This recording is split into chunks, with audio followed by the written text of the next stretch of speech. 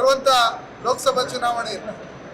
ಕರ್ನಾಟಕ ರಾಜ್ಯದಲ್ಲಿ 28 ಲೋಕಸಭಾ ಸ್ಥಾನಗಳನ್ನ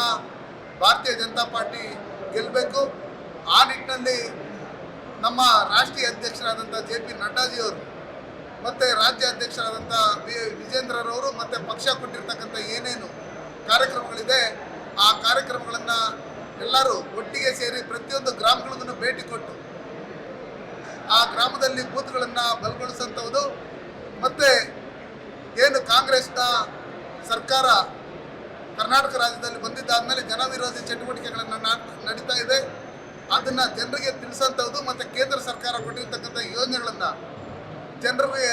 ತಿಳಿಸೋಂಥ ನಿಟ್ಟಿನಲ್ಲಿ ಇವತ್ತು ನಾವೇನು ಜಿಲ್ಲಾ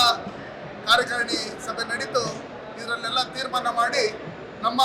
ಕೋಲಾರ ಜಿಲ್ಲೆಯಲ್ಲಿ ನಡೀತಾ ಇರ್ತಕ್ಕಂಥ ರೈತರ ಮೇಲೆ ದೌರ್ಜನ್ಯಗಳಿರ್ಬೋದು ಮತ್ತು ಈ ಕಾಂಗ್ರೆಸ್ನ ಭ್ರಷ್ಟಾಚಾರ ಇರ್ಬೋದು, ಇದನ್ನೆಲ್ಲ ನಾಯಕತ್ವವನ್ನು ವಹಿಸಿರ್ತಕ್ಕಂಥ LK ಅಡ್ವಾಣಿಜಿಯವರವರಿಗೆ ಭಾರತ ರತ್ನ ಪ್ರಶಸ್ತಿ ಕೊಟ್ಟಿದ್ದಕ್ಕೆ ನಾವು ಎಲ್ಲ ಕೋಲಾರ ಜಿಲ್ಲೆಯ ಮತ್ತು ಕೋಲಾರ ಲೋಕಸಭೆಗೆ ಕರ್ನಾಟಕ ಜನತೆ ಪರವಾಗಿ ಸನ್ಮಾನ್ಯ ನರೇಂದ್ರ ಮೋದಿ ಅವರಿಗೂ ಕೇಂದ್ರ ಸರ್ಕಾರಕ್ಕೆ ನಾವು ಧನ್ಯವಾದಗಳನ್ನು ಅರ್ಪಿಸ್ತೇವೆ.